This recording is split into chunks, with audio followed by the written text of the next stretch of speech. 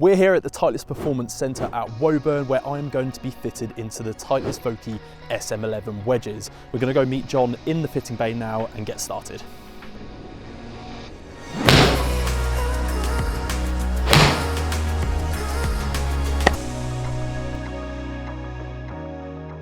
Right, we're here with John. John, how you doing? Great to see you again. And you?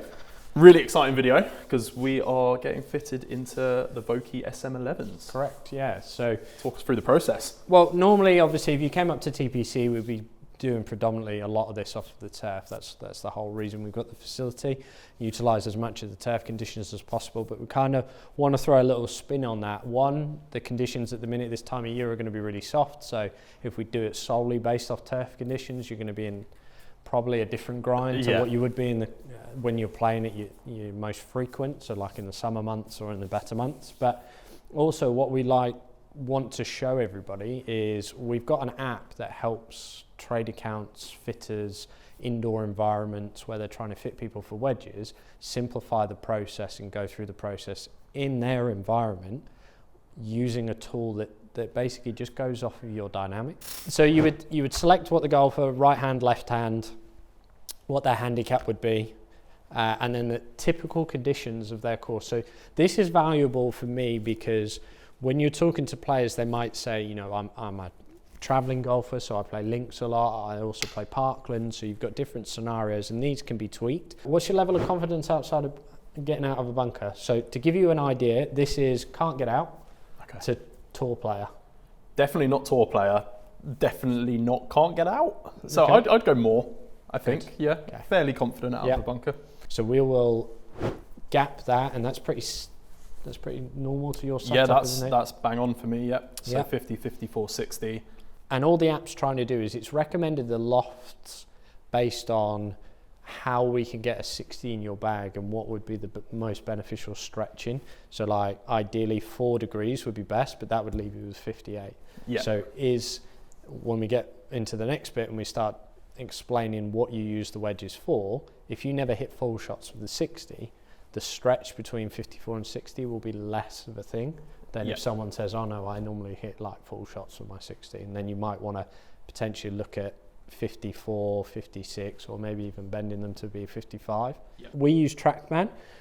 So if you're using the TrackMan system, I've set up on-course practice, and obviously we've got this view, which is great, but if you're indoors, you're not going to have that view. You're going to have that on a screen. Yep. So at least it gives the player a scenario that they're going to be hitting into a flag and a green, and that's the visual that they're seeing, and then we'll change the yardage as we change club. So 3 stock shots with what would be your 45. Yep. I've got your green there, I've got your pin pointed out at 136.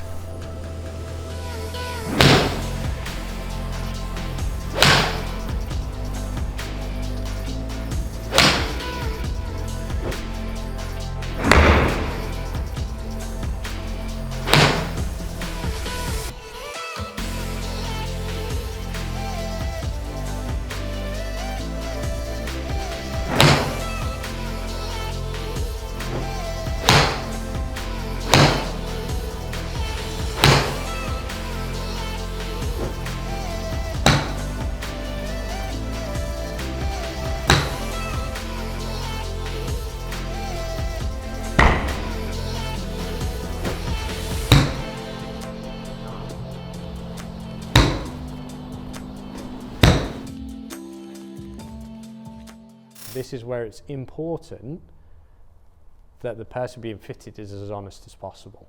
While I do play all year round, for me it's more important that my wedges perform when I'm playing competitive golf, which tends to be from April till September. So the ground would be slightly firmer. Perfect. And that's a great example as to, look, if you were saying like all year round and I go to places like Spain and the States where the grass is different, this could potentially work a little bit better as a travel set because it will cover most conditions. Gotcha. But you see, as soon as you go to like, let's say you said, do you know what, I don't do any of that. I just play, I want a set of wedges for when I'm playing in the middle of the high season. Yep.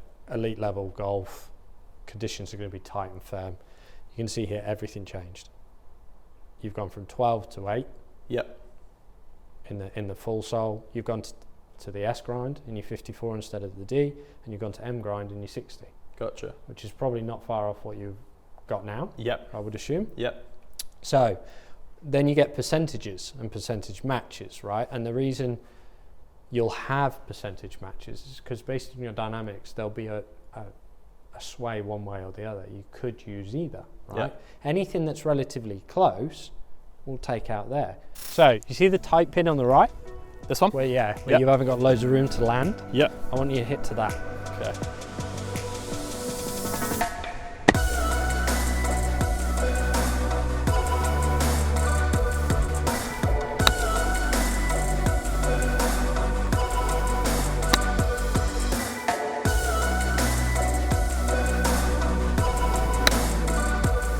First one was true. Yep. Second one you heavily manipulated and ended up missing your target by quite a bit of distance. Yeah. Okay. Got two very different interactions there, didn't I? Correct, yeah. So that'll give viewers at home an idea as to why that may have been, based on the conditions.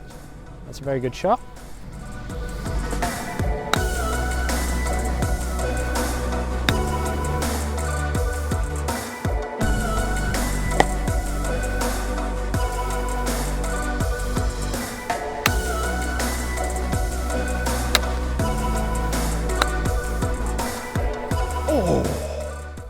We talk about the versatility and why it's good to have different grinds and different wedges, because some people go, I love M grind, I'm just going to have it all the way through.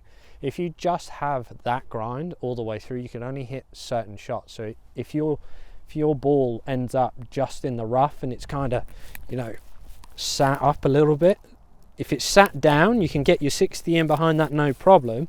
But if it's all of a sudden like sitting a bit more perched that way, you put your 60 behind and it's airborne, Yeah.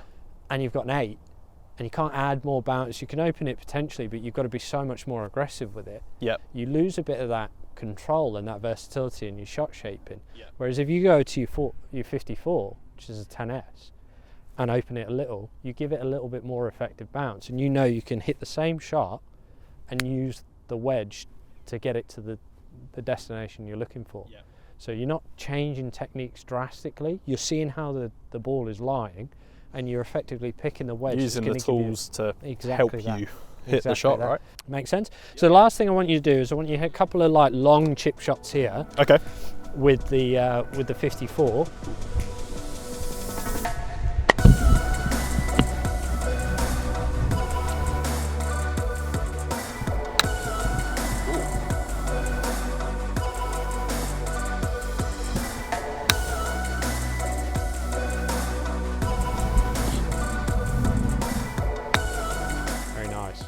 See that low ball flight, grabs there, and then you would get slow release. Yep. It's really, really good. That feels good.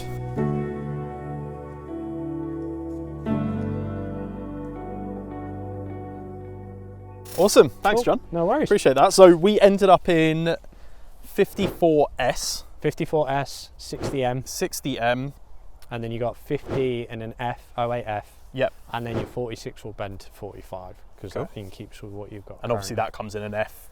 Standard, only, yeah. it? So like, because it's played more like a pitch and wedge option, it'll stay as true to a pitch and wedge sort of bounce profile. Cool. Sole design, all of that. Awesome. Okay, I am back here in the Golf Monthly Performance Lab, and I just really wanted to give you my overall thoughts on the Titleist Vokey SM11 wedges, having had these for personal use now for about a month or so. Do they feel great? Absolutely. I think they've done a great job on these wedges, but equally the SM10s were brilliant as well, as have the last kind of, I would say, 5 Vokeys that I've owned. I've really, really enjoyed the performance.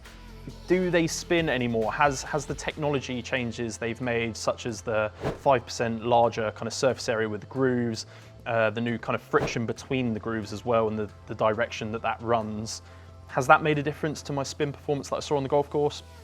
Not really. Not so much more than any other wedge that I've recently tested, or the SM10s for that matter of fact when I first put those to the test. Am I seeing the ball rip off the green? No. Am I seeing extra grab out the rough?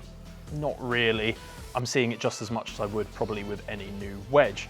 I do think they look great, but equally the SM10 look great as well. I do like this new addition on the back here. It's a nice nod to WedgeWorks, and it just tidies up the look. I like that the SM11 has moved down here to the hosel. Let me know down below, Are you going to go and get fitted for these? Do you like the look of them, and do you think these could make your bag for 2026? I'd love to hear your thoughts, but from me, that's all. We'll see you next time.